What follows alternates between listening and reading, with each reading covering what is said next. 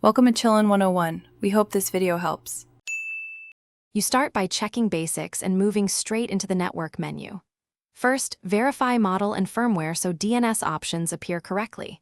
Once done, open Settings, choose Network, then Network Status to confirm connectivity.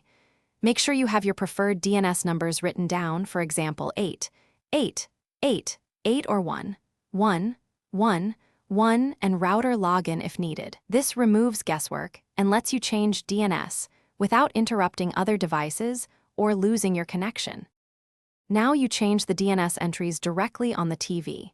Navigate to Settings, Network, select your active connection and choose Edit or Advanced Settings. Then switch IP settings from automatic to manual or static so you can type DNS values.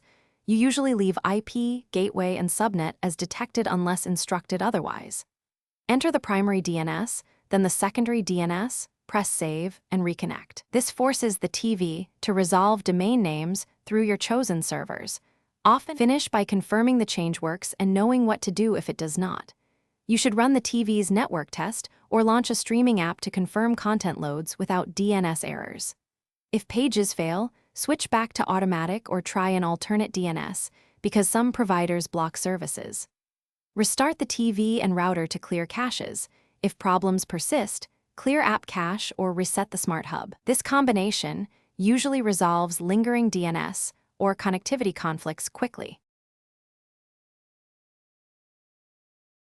Thanks for watching. Consider subscribing if we helped you.